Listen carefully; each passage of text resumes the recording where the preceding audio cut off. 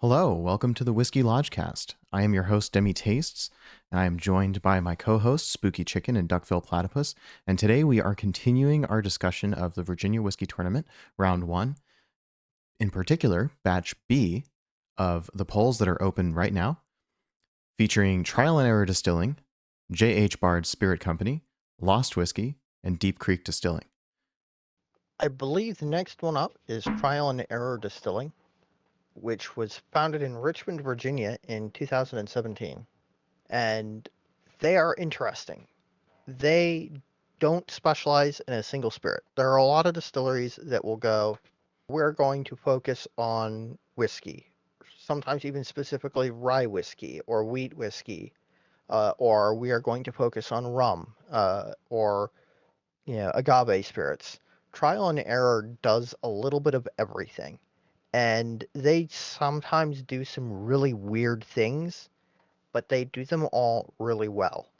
I mean, everybody on their team has lots of experience both in distilling and in the restaurant and food retail industry, and they sort of bring all of that together to make a lot of really interesting gins and rums and cordials. I think the way they phrased it was you could fill an entire bar cart with everything you would need from Trial and Error Distilling because that was their goal. And I think that that's probably fairly true.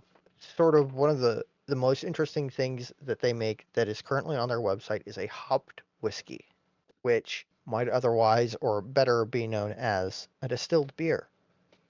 I did not get an opportunity to try that last time I saw them at an event, but I did get to try their straight whiskey, which was interesting. Very soft and floral, which floral isn't a note that you frequently get in American whiskey, but it was a very soft floral, slightly spicy whiskey, and that was interesting. Did you say you do have this or you don't have this one? I do not, Okay. unfortunately. So by the way, from all their branding, from all the stuff they do, the fact they just do a lot of weird stuff, I love the name. That is such a good name for this kind of thing, Trial and Error. Yep, they really do what they say on the tin. That's great. That is transparency. Grappa, slow gin. Ooh, they do a smoky gin over there. Didn't know that. That's very fun. And they're really interesting to speak with at events. I did not get to actually talk to them this past weekend, but the last time that I went to a Spirits Expo, I got to talk to them some, and they're really interesting people. So we've got the Bard Spirit Company up next. Yes. So this is actually really cool to me. They are about 3 years old as a company. They were founded out of a whiskey club, the Bourbon and Rye Drinkers Society. It was founded by two guys named Jason. They're doing sort of the same locally sourced ingredients thing where they're sticking to Southwest Virginia. They do all their own distilling, all of their own aging. They are in Fairlawn, which I think is near Blacksburg. I'm not 100% sure of that. My geography for that part of the state is a little bit rough. It's sort of an interesting, primarily rural and mountainous area of the state. They are sourcing all of their grain from Southwest Virginia, which is really cool. And I like their bottles and I like their label design. Their labels contain a lot of information, but they aren't so dense that they're hard to understand. They've got batch number proof, what the mash bill is, and I believe they have a way of decoding what is what on their website, but I'm not 100% sure. And I like interesting bottle shapes. I like this is basically a boot flask, but big, or a bib flask, like you would keep in the bib of your overalls. I do enjoy that. Yeah. They were founded in 2020 out of the Bourbon and Rye Drinker Society, which is a whiskey club founded by the two guys that founded J.H. Bards, both of whom are named Jason. One of them spells their name with a Y. I've met one of them He's a really great dude, really nice. He gave me a free sticker when I bought the bottle of rye. They are also making a single malt, which I didn't get to try because I was trying to reduce the amount of samples I was having at that point in the day. But their rye is interesting. It's got that sort of not really too aggressive, but some of that like pops out at you funk that I think a lot of people interpret as like that rye spice potency that takes it from being that like sharp spice to just sort of a dense, round, potent flavor. I really enjoy it. It is definitely very young, but that is inescapable at this point for as long as they've been operating. And as they have the opportunity to age their spirit, it will, lose some of the rough edges and really grow into the like little bits of like floral sweetness around the edges of their whiskey and build up more of the like tannic vanillins and caramel flavors. Yeah, nice. So the fact that you didn't try the American single malt, that is my favorite thing, Yeah, and I want yeah. to know what you think. But I commend you for your responsible choice at an evening of lots of samples, as we talked about earlier today. You've got to protect your palate and you've got to protect your comfort and health. So I want to put some context on this sources ingredients from Southwest Virginia. So that Yes. is local ish, not quite as local as same county or same farm. I'd say when you're referring to the southwestern corner of Virginia or southwestern region of Virginia, you're talking about definitely less than a quarter of the state in terms of total area. So not a huge area. Yeah, it's not it's still very much in the vein of local. Given their location, because they're right at kind of the entrance of that little corridor heading out in the western bit of Virginia. I mean, they could probably source as far out as Lynchburg or something like that, but I'm not really sure quite what they mean by Southwest. Yeah. My question is, given that they are only 3 years old, and how long ago did you get that bottle? I got this last Saturday. Oh, okay. So this is plausibly 3-year-old whiskey from their own production. Yeah, I think that it is. I think that it is less than 3 years old. I think it's probably under 2 years because it is labeled as rye whiskey and not straight rye whiskey, and it doesn't have an age statement. Yep, there you go. Okay.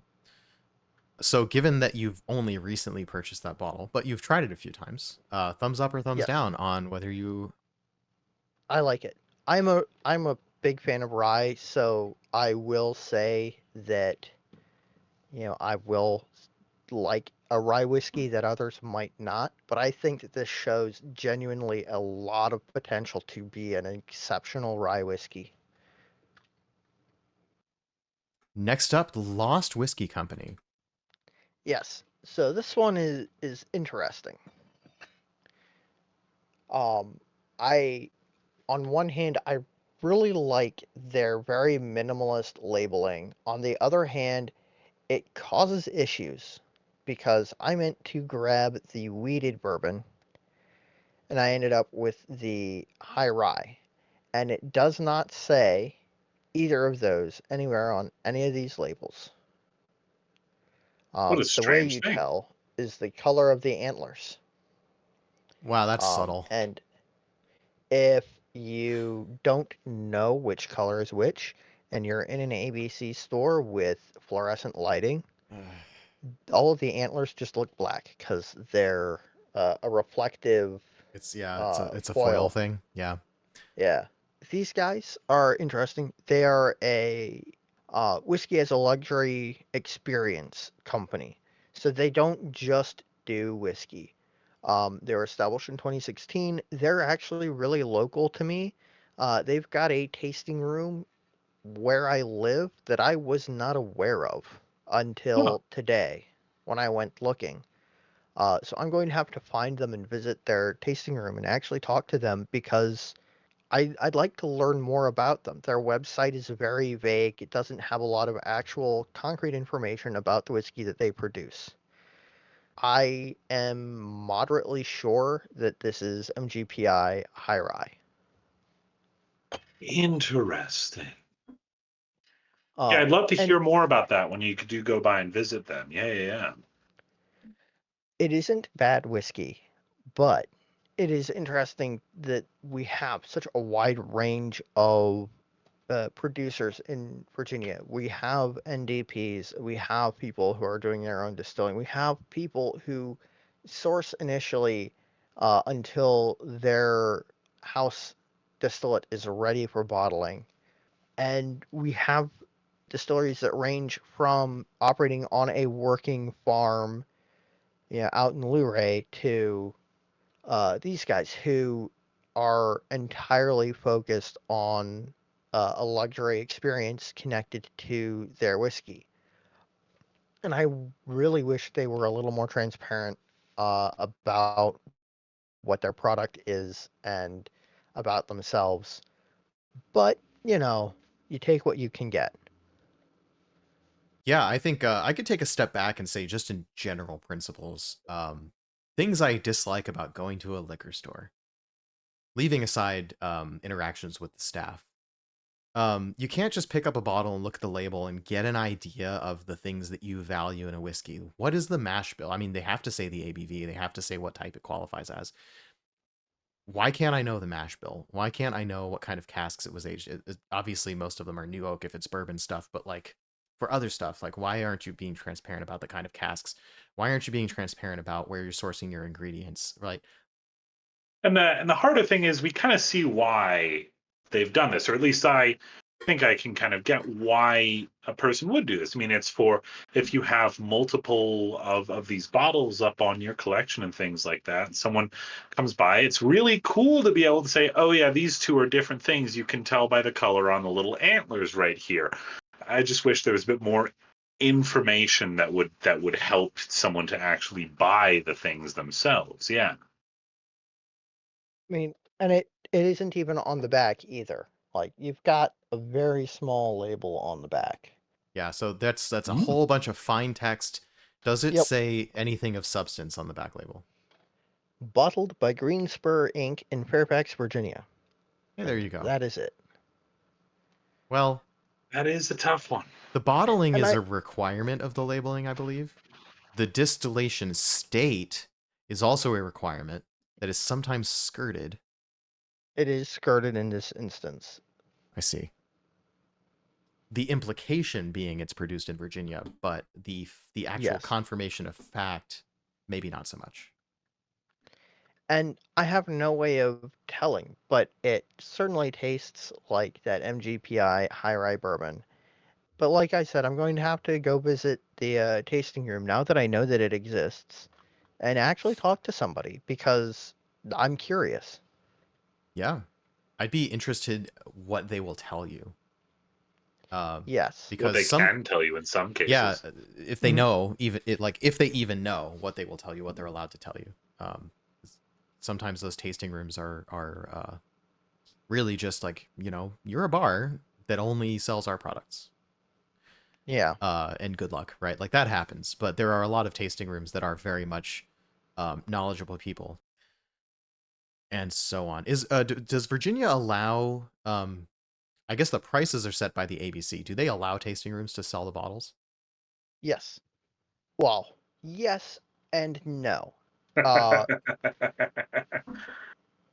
this is complicated by the fact that, like, Becky Harris and the folks at Catoctin Creek and a handful of other distilleries banded together, I believe, sometime in the like 2012 to 2014 range to basically make their case to the Virginia General Assembly via ABC to allow them to sell their own spirits in tasting rooms and be able to have a tasting room.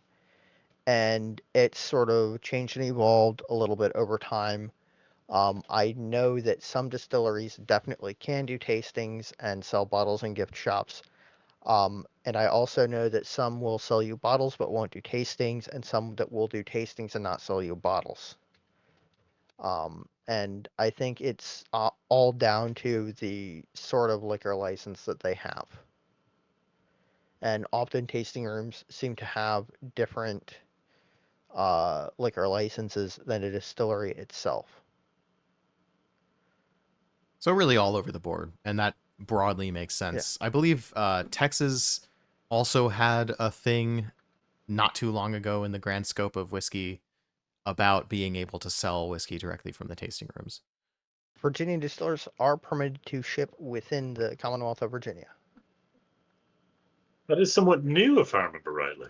Yes, it started during the pandemic, and has continued because via ABC realized that they couldn't put that cat back in the bag, for lack of a better phrase. Well, all right. We are very close to 2 hours now. I think we should move on to our last Yes. distillery, Deep Creek Distilling Company. And those are the founders of the company. In front of their still setup, it's Royal and Eamon. And I have their rye. And this is a product that is sourced, but it is sort of interesting in that it isn't one of those, yeah, we bought barrels of whiskey and just bottled them directly. This is a blend of Kentucky and Texas ryes that have been Ooh. blended and finished in uh, oak barrels after blending. So basically, it's double barreled oak or twice barreled rye that is a blend of Texas and Kentucky ryes that they've selected and blended to profile and then finished. Yeah, so when we were talking before about finishing versus secondary aging, I feel like this is an instance where you would be more likely to see the term secondary aging. Because instead of Yes. taking 1-to-1 a barrel that was new oak and then put it into a barrel that was export or ex sherry or something like that, previously held something else, you're actually taking two barrels, blending them together, and putting them into one or more barrels of a certain spec for a secondary aging process. In Scotland, as long as you put the liquid into the barrels on the same day or something to that effect, you get to count that extra aging time in the secondary aging as part of the age statement. In the United States, as far as I know, that is not the case. You only get to take the age of the longer of the two maturations. So if the primary maturation is longer, that's the age statement. If the secondary maturation is longer, that's the age statement.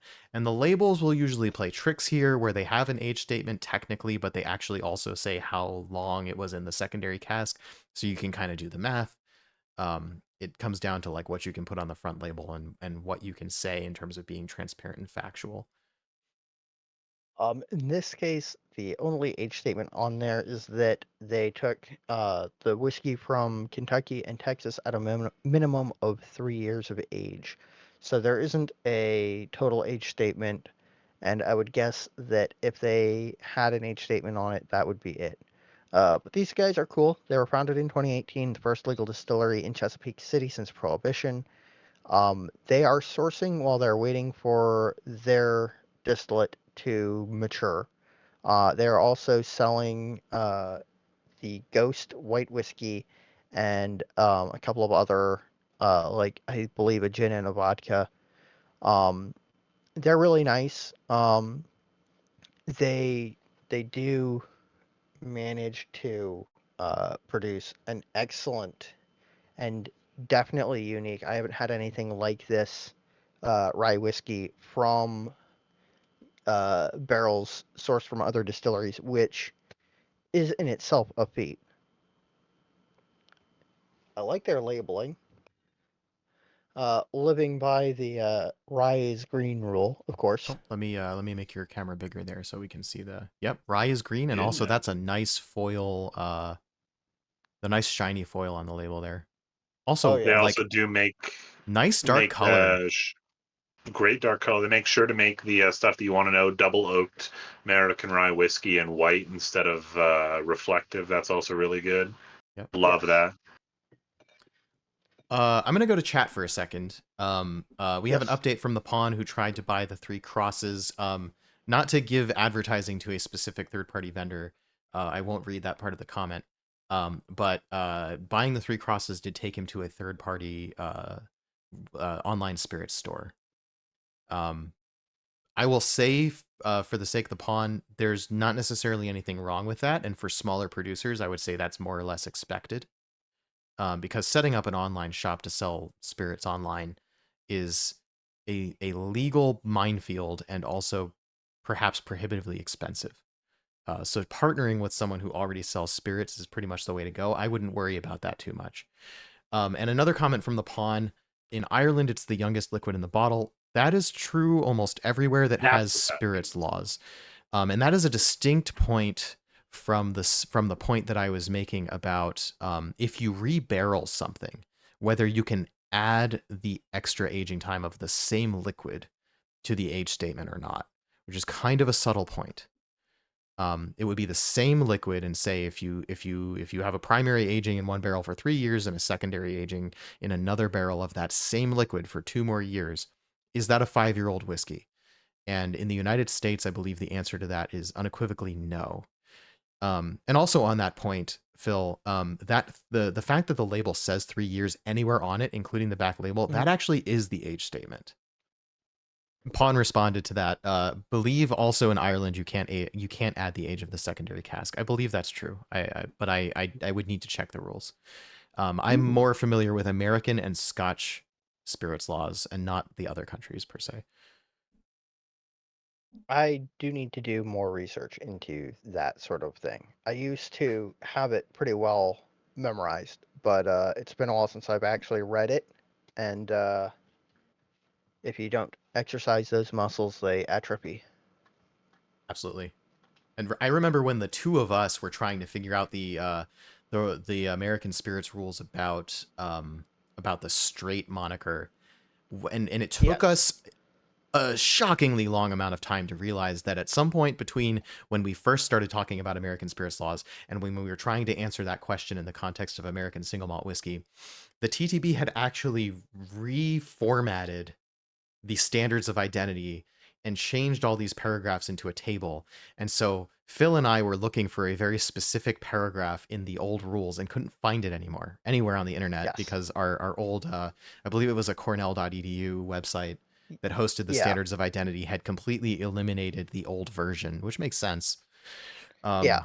Unfortunately, when something references section A, subsection B, or subsection 2, Mhm. paragraph I, and you're looking at the chart going, okay, but where was that in the like written out rules? Yeah, because not everybody can change. There's also, like, you should be able to get an old version of the rules, but that was hard for us, aside from using the Yeah. Wayback Machine, which didn't occur to me for quite a long time. And then I figured out, oh yeah, they did change it. And I think there's so the odd thing that happened. Here's me tangenting nerdy again. Sorry. The odd thing that happened is they had a paragraph that described what straight meant when applied to any spirit, and they removed that paragraph and added it as specific line items to that table. So straight no longer has a generic definition, even though in practice it is applied the same to every single spirit. Anyway, sorry, way too many tangents today. What were we talking about besides? Oh, I wanted to ask you, Phill. What's your scoreboard? Yes. So, if I'm not mistaken, you had 6 of the 8 distilleries represented on your shelf. Yes. That is correct. I'm missing Trial and Error and River Hill. Out of these 2 batches. Um, I'm working on acquiring as many of them as I can before they come up. Let me double check the poll real quick,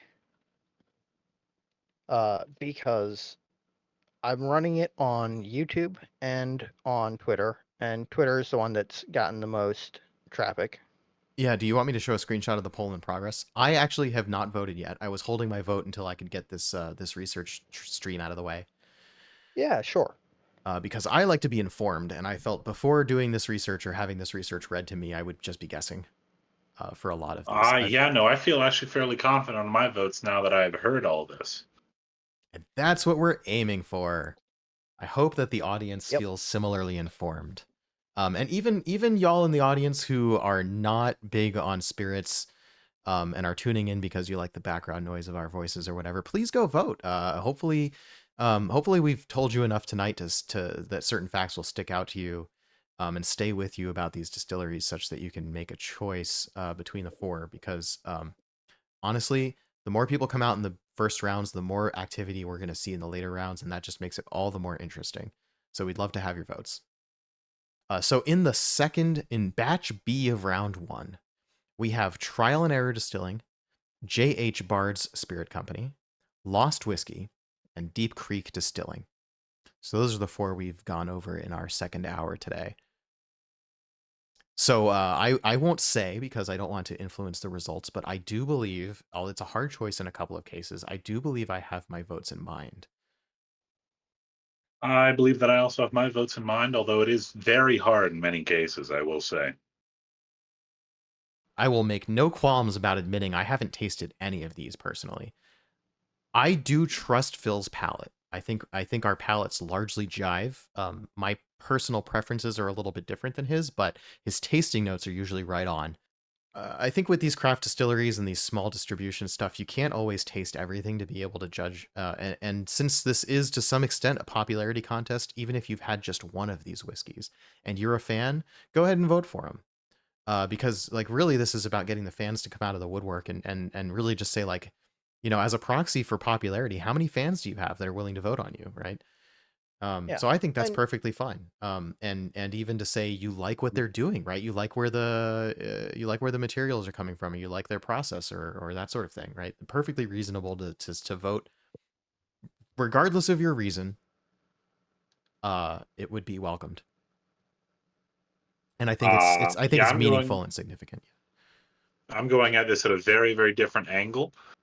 Oh gosh, I haven't had actually any of the ones that we talked about today, unfortunately. And while I trust Phil's tasting and things like that, some of the most interesting ones in this conversation were ones that he had not had to me, and I'm really, really enjoying those ones as a concept, and I really would love to try them someday. Yeah. yeah, I've Exactly. I would say the same thing. I would put a slightly different spin on that. If there's something you see that you like here and you would like to see more of it, you'd like this distillery to do well, improve their distribution, get into more hands. One of the ways to do that is to spread the word, and one of the ways to spread the word is help them win this bracket. And also, retweet and talk about whatever. Do the things that you do on social media, tell people like, "Hey, there's this cool distillery in Virginia. Whether they win or not, they're worth looking at." We're not saying who you should vote for. We're saying look at all of them, right? Consider for your information, here is what you need to know. I have Where is the brought link again? Oh yes. We should have had that handy. I'm gonna ah say you should go ahead and go over to the Drinking Geeks at Twitter. That's gonna be the easiest way to find these polls. So you can see on the screen there, you've got at Drinking Geeks. I'll also post it I'll post it in the description of the video. I'll post it on Discord. You will not be wanting for a way to find these polls. All right. I think with that, it might be about time to say goodbye to everyone, though. Deminique, any final closing remarks on there or anything like that? Well, I'd like to cheers the Virginia Whiskey Tournament, and I'm not sure how to do that other than to say, cheers to the Virginia Whiskey Tournament. May we have and great turnout and spread the word about these great Virginia distilleries.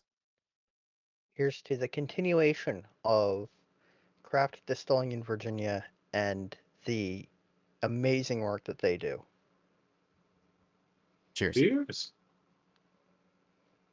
I would like to edit these down to be a little bit shorter to respect people's valuable time. I respect none of their times. Well, there you go. That's why you're not the editor.